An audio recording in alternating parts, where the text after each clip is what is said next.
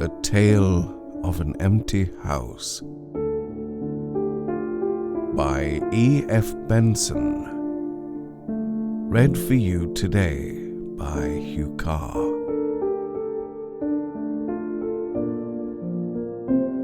It had been a disastrous afternoon. Rain had streamed incessantly from a low grey sky, and the road was of the vilest description.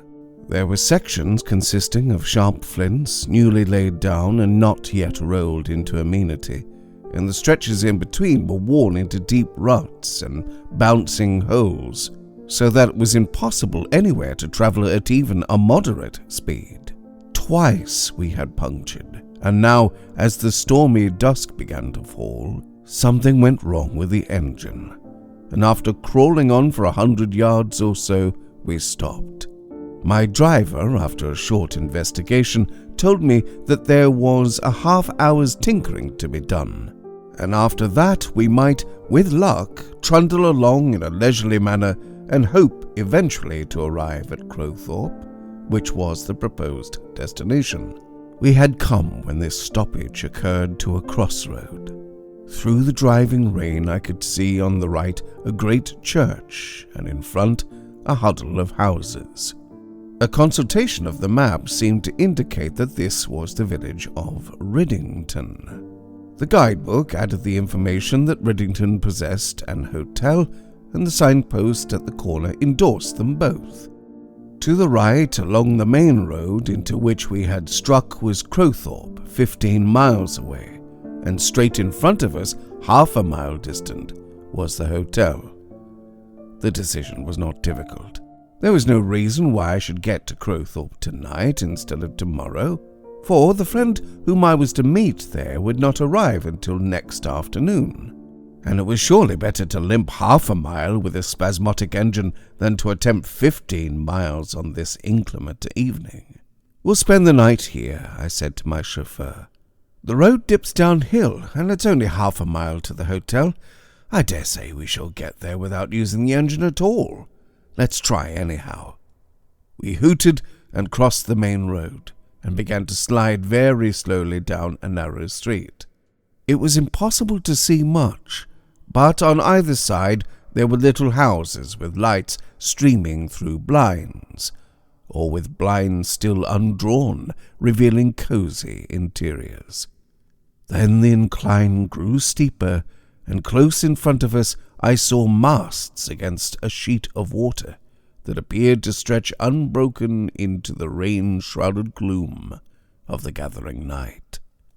Riddington then must be on the open sea, though how it came about that boats should be tied up to an open quay wall was a puzzle. But perhaps there was some jetty invisible in the darkness, which protected them. I heard the chauffeur switch on his engine, and we made a sharp turn to the left, and we passed below a long row of lighted windows, shining out onto a rather narrow road, on the right edge of which the water lapped. Again we turned sharply to the left, described a half-circle on crunching gravel, and drew up at the door of the hotel. There was a room for me, there was a garage, and there was a room for him, and dinner had not long begun. Among the little excitements and surprises of travel, there is none more delightful than that of waking in a new place at which one has arrived after nightfall on the previous evening. The mind has received a few hints and dusky impressions, and probably during sleep it has juggled with these, constructing them into some sort of coherent whole, and next morning its anticipations are put to the proof. Usually the mind has seen more than it has consciously registered, and the brain has fitted together, as in the manner of a jigsaw puzzle, a very fair presentment of its immediate surroundings. When I woke next morning, a brilliantly sunny sky looked in at my windows. There was no sound of wind or of breaking waves, and before getting up and verifying my impressions of the night before, I lay and watched in my imagined picture. In front of my windows there would be a narrow roadway bordered by a quay wall. There would be a breakwater forming a harbour for the boats that lay at anchor there, and away to the horizon would stretch an expanse of still and glittering sea. I ran over these points in my mind. They seemed an inevitable inference from the glimpses of the night before, and then, assured of my correctness, I got out of bed and went to the window. I have never experienced so complete a surprise. There was no harbour, there was no breakwater, and there was no sea. A very narrow channel, 3/4 choked with sandbanks, on which now rested the boats whose masts I had seen the previous evening, ran parallel to the road, and then turned at right angles and went off into the distance. Otherwise no water of any sort was visible, right and left, and in front stretched a limitless expanse of shining grasses with tufts of shrubby growth and great patches of purple sea lavender. Beyond were tawny sandbanks, and further yet a line of shingle and scrub and sand dunes. But the sea, which I had expected to fill the whole circle of the visible world till it met the sky on the horizon, had totally disappeared. After the first surprise at this colossal conjuring trick was over, I dressed quickly in order to ascertain from local authorities how it was done. Unless some hallucination had poisoned my perceptive faculties, there must be an explanation of this total disappearance, alternatively of sea and land, and the key, when supplied, was simple enough. That line of shingle and scrub and sand dunes on the horizon was a peninsula running for 4 or 5 miles parallel with the land, forming the true beach, and it enclosed this vast basin of sandbanks and mudbanks and level lavender-covered marsh, which was submerged at high tide and made an estuary.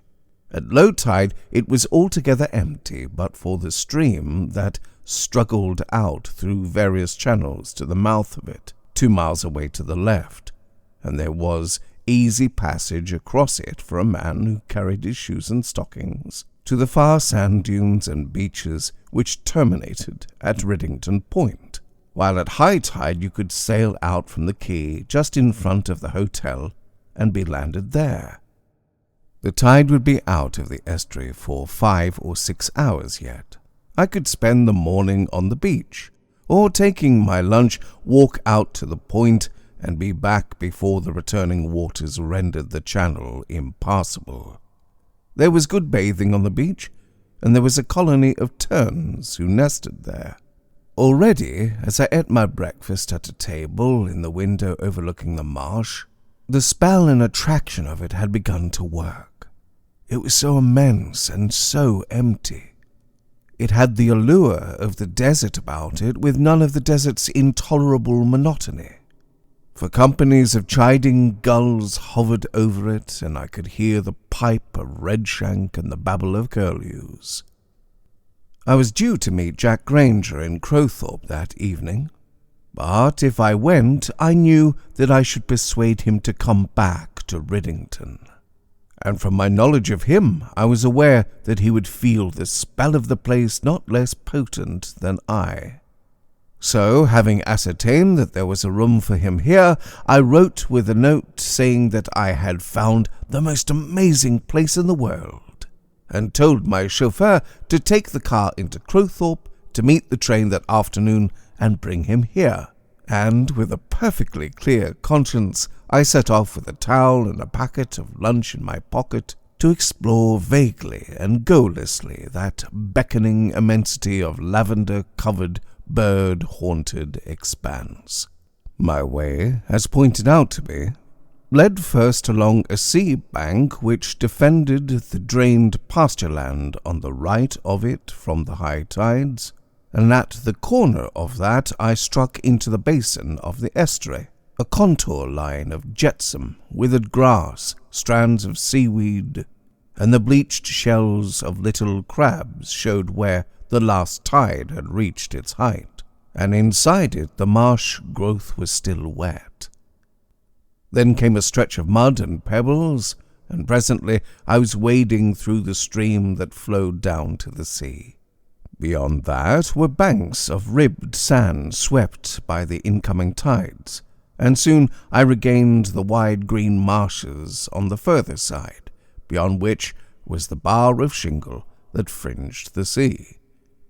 I paused as I reshot myself.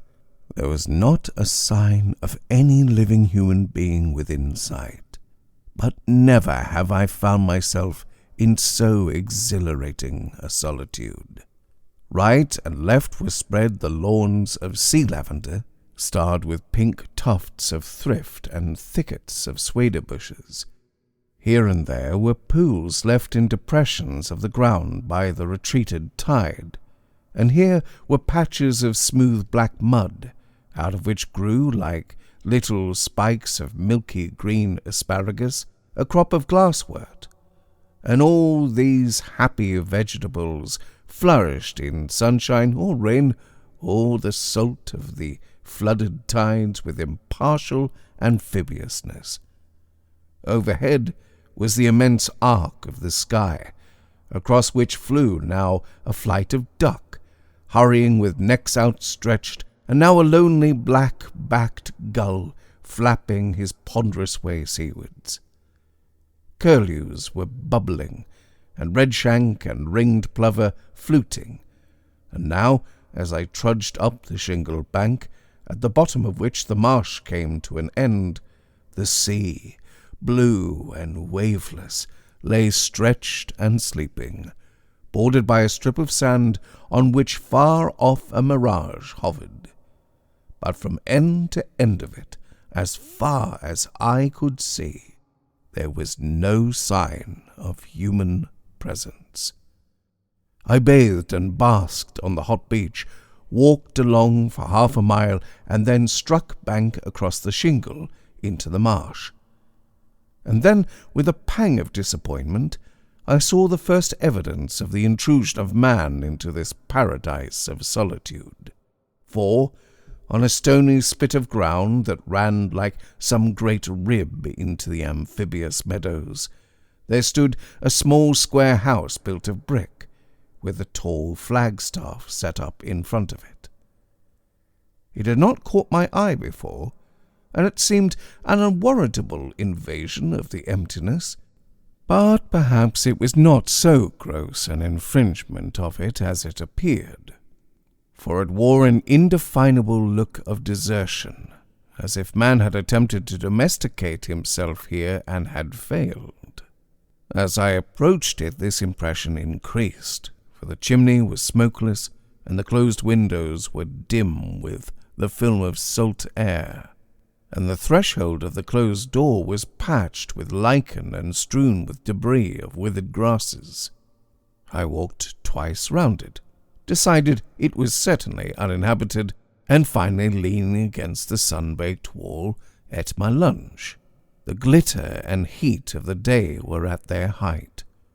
Warmed and exercised and invigorated by my bathe, I felt strung to the supreme pitch of physical well-being, and my mind, quite vacant except for these felicitous impressions, followed the example of my body, and basked in an unclouded content.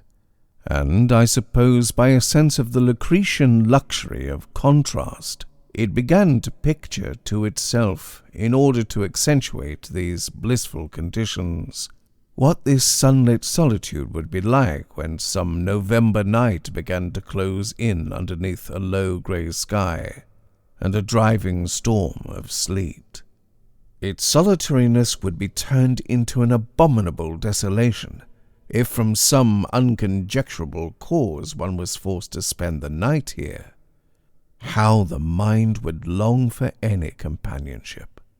How sinister would become the calling of the birds! How weird the whistle of the wind round the cavern of this abandoned habitation! Or would it be just the other way about, and would one only be longing to be assured that the seeming solitude was real, and that no invisible but encroaching presence, soon to be made manifest, was creeping nearer under cover of the dusk, and be shuddering to think that the wail of the wind was not only the wind, but the cry of some discarnate being, and that it was not the curlews that made the melancholy piping. By degrees the edge of thought grew blunt and melted into inconsequent imaginings, and I fell asleep. I woke with a start from the trouble of a dream that faded with waking, but felt sure that some noise close at hand had aroused me. And then it came again. It was the footfall of someone moving about inside the deserted house, against the wall of which my back was propped. Up and down it went, then paused and began again. It was like that of a man who waited with impatience for some expected arrival. I noticed also that the footfall had an irregular beat, as if the walker went with a limp. Then, in a minute or two, the sound ceased altogether. An odd uneasiness came over me, for I had been so certain that the house was uninhabited. Then, turning my head, I noticed that in the wall just above me was a window, and the notion, wholly irrational and unfounded, entered my mind that the man inside who tramped was watching me from it. When once that idea caught hold of me, it became impossible to sit there in peace any more, and I got up and shoveled into my knapsack my towel and the remains of my meal. I walked a little further down the spit of land which ran out into the marsh, and, turning, looked at the house again. And again to my eyes it seemed absolutely deserted. But after all, it was no concern of mine, and I proceeded on my walk, determined to inquire casually on my return to the hotel who it was that lived in so hermetical a place, and for the present dismiss the matter from my mind. It was some 3 hours later that I found myself opposite the house again, after a long wandering walk. I saw that, by making an only slightly longer detour, I could pass close to the house again, and I knew that the sound of those footsteps within it had raised in me a curiosity that I wanted to satisfy. And then, even as I paused, I saw that a man was standing by the door. How he came there I had no idea, for the moment before he had not been there, and he must have come out of the house. He was looking down the path that led through the marsh, shielding his eyes against the sun, and presently he took a step or two forward, and he dragged his left leg as he walked, limping heavily. It was his step, then, which I had heard within, and any mystery about the matter was of my own making. I therefore took the shorter path, and got back to the hotel to find that Jack Grainer had just arrived. We went out again in the gleam of the sunset, and watched the tide sweeping in and pouring up the dikes, until again the great conjuring trick was accomplished, and the stretch of marsh with its fields of sea lavender was a sheet of shining water. Far away across it stood the house by which I had lunched, and just as we turned, Jack pointed to it. "That's a queer place for a house," he said. "I suppose no one lives there." "Yes, a lame man," said I. "I saw him today. I'm going to ask the hotel porter who he is." The result of this inquiry was unexpected. "No, the house has been uninhabited several years," he said. "It used to be a watch-house from which the Coast Guard signaled if there was a ship in distress, and the lifeboat went out from here. But now the lifeboat and the Coast Guards are at the end of the point." "Then who was the lame man I saw walking about there, and heard inside the house?" I asked. He looked at me, I thought, queerly. "I don't know who that could be," he said.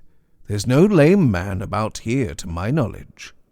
The effect on Jack of the marshes and their gorgeous emptiness, of the sun and the sea, was precisely what I had anticipated.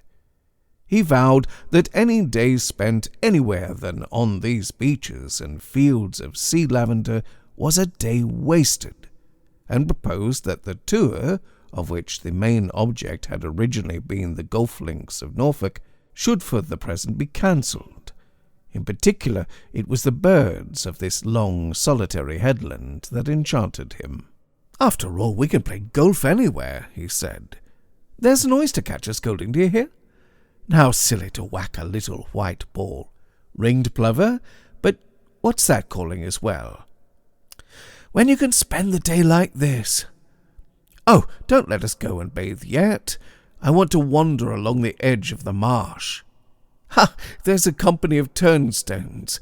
They make a noise like the drawing of a cork.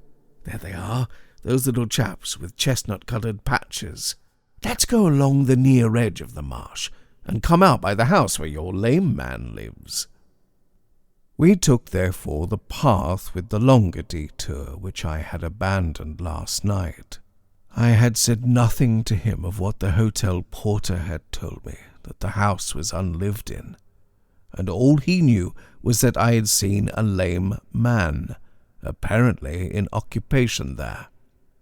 My reason for not doing so, to make the confession at once, was that I already half believed that the steps I had heard inside and the lame man I had seen watching outside did not imply, in the porter's sense of the word, that the house was occupied, and I wanted to see whether Jack, as well as myself, would be conscious of any such tokens of a presence there.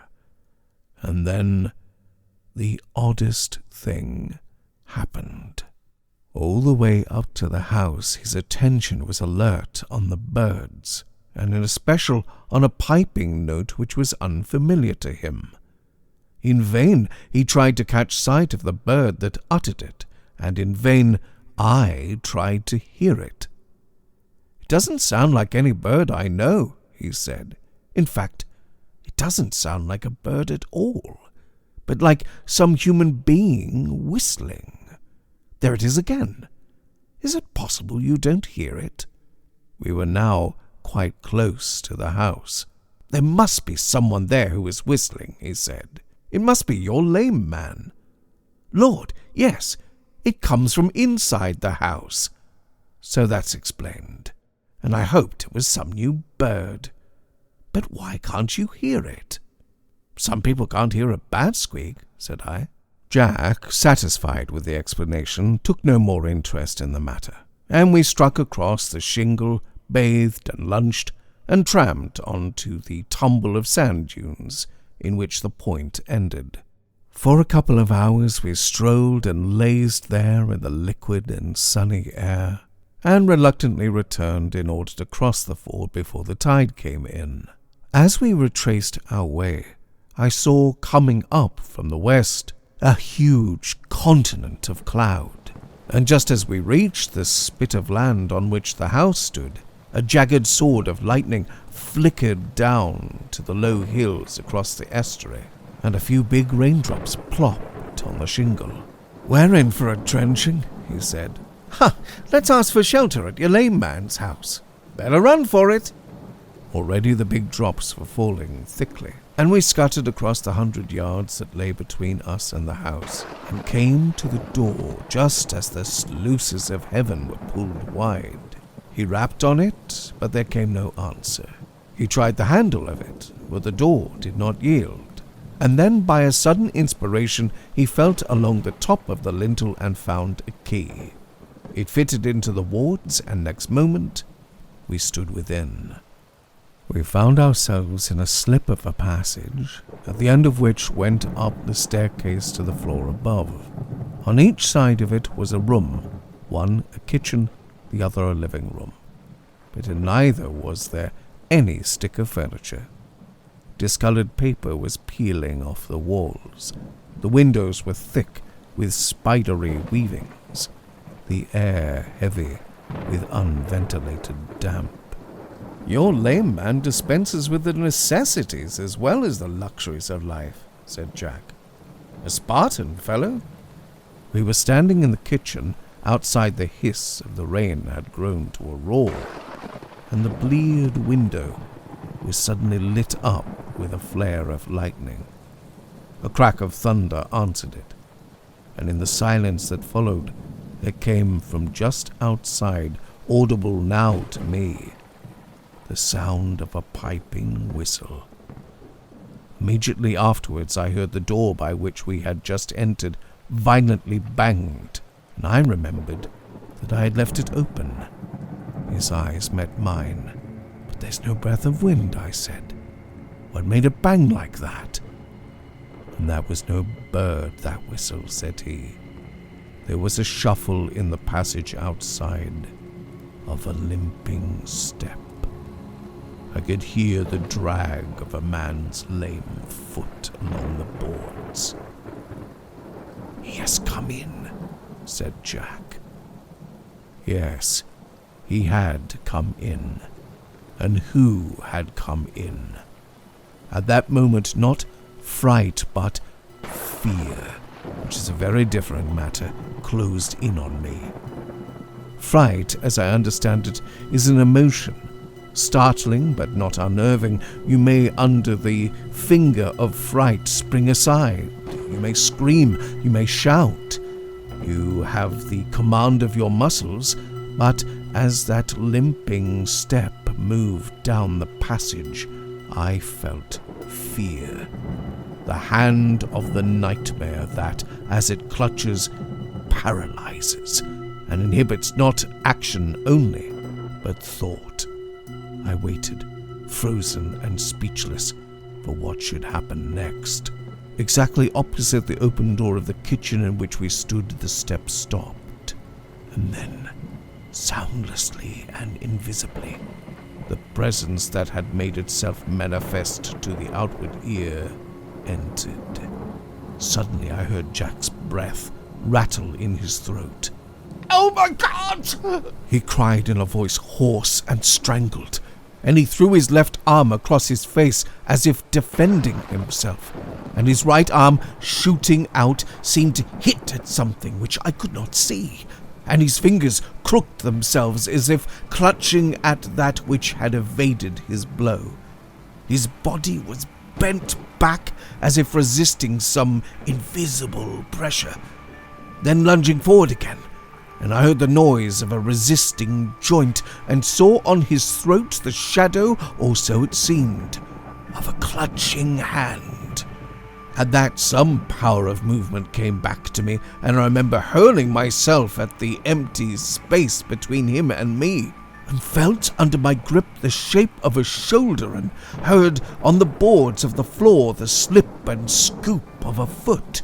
Something invisible, now a shoulder, now an arm, struggled in my grasp, and I heard a panting respiration that was not Jack's nor mine.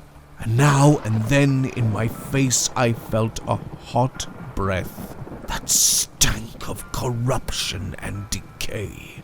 And all the time this physical contention was symbolical only. What he and I wrestled with was not a thing of flesh and blood, but some awful spiritual presence. And then there was nothing. The ghostly invasion ceased as suddenly as it had begun, and there was Jack's face gleaming with sweat close to mine, as we stood with dropped arms opposite each other in an empty room, with the rain beating on the roof and the gutters chuckling. No word passed between us. Next moment, we were out in the pelting rain, running for the ford. The deluge was sweet to my soul.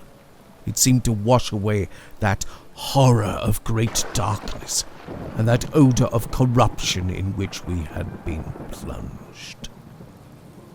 Now, I have no certain explanation to give of the experience which has here been shortly recounted, and the reader may or may not connect with it a story that I heard a week or two later on my return to London. A friend of mine and I had been dining at my house one evening, and we had discussed a murder trial then going on, of which the papers were full. "It isn't only the atrocity that attracts," he said. "I think it is the place where the murder occurs that is the cause of the interest in it. A murder at Brighton or Margate or Ramsgate, any place which the public associates with pleasure trips, attracts them because they know the place and can visualize the scene. But when there is a murder at some small unknown spot, which they have never heard of, there is no appeal to their imagination. Last spring, for instance, there was a murder at that small village on the coast of Norfolk. I've forgotten the name of the place, though I was in Norwich at the time of the trial and was present in court. It was one of the most awful stories I ever heard, as ghastly and sensational as this last affair, but it didn't attract the smallest attention. Odd that I can't remember the name of the place, when all the rest is so vivid to me." "Tell me about it," I said. "I never heard of it." "Well, there was this little village, and just outside it was a farm, owned by a man called John Beardsley. He lived there with his only daughter, an unmarried woman of about 30, a good-looking, sensible creature, apparently, the last in the world you would have thought to do anything unexpected. There worked at the farm as a day labourer a young fellow called Alfred Malden, who, in the trial of which I am speaking, was the prisoner. He had one of the most dreadful faces I ever saw, a cat-like receding forehead, a broad, short nose, and a great red sensual mouth, always on the grin. He seemed positively to enjoy being the central figure round whom all the interest of those ghoulish women who thronged the court was concentrated, and when he shambled into the witness box—" "Shambled?" I asked. "Yes, he was lame. His left foot dragged along the floor as he walked. As he shambled into the witness box, he nodded and smiled to the judge, and clapped his counsel on the shoulder, and leered at the gallery. He worked on the farm, as I was saying, doing jobs that were within his capacity, among which was certain housework, carrying coals and what not. For John Beardsley, though very well off, kept no servant, and his daughter, Alice, that was her name, ran the house. And what must she do but fall in love? It was no less than that with this monstrous and misshapen fellow. One afternoon her father came home unexpectedly and caught them together in the parlour, kissing and cuddling.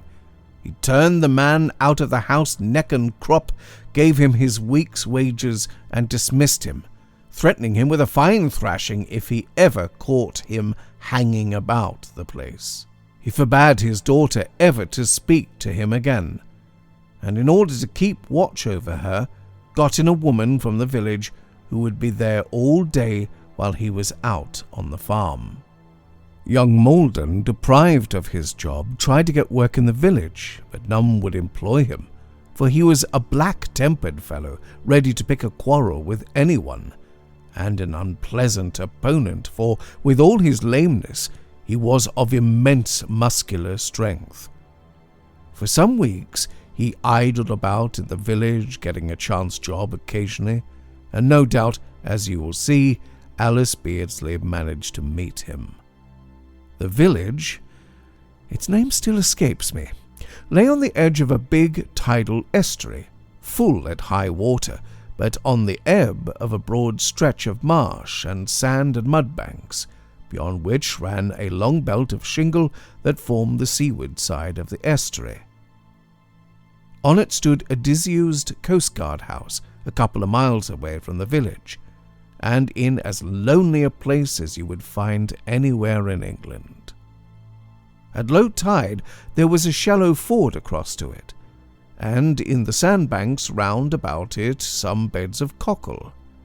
Malden, unable to get regular work, took to cockle digging, and during the summer, when the tide was low, Alice, it was no new thing to her, used to go over the ford to the beach beyond and bathe. She would go across the sandbanks where the cockle diggers, Malden among them, were at work, and if he whistled as she passed, that was the signal between them that he would slip away presently and join her at the disused coastguard house.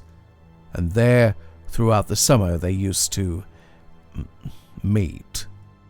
As the weeks went on, her father saw the change that was coming in her, and suspecting the cause, often left his work and, hidden behind some sea bank, used to watch her.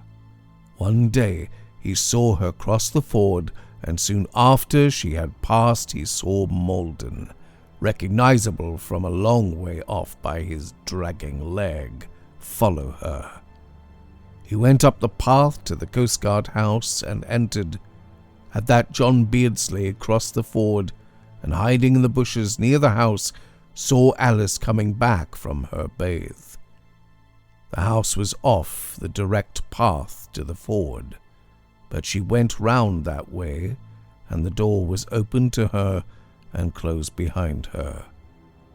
He found them together, and mad with rage attacked the man. They fought, and Malden got him down, and then and there in front of his daughter strangled him. The girl went off her head, and is in the asylum at Norwich now. She sits all day by the window, whistling. The man was hanged. Was Riddington the name of the village? I asked. Yes, Riddington, of course, he said. I can't think how I forgot it.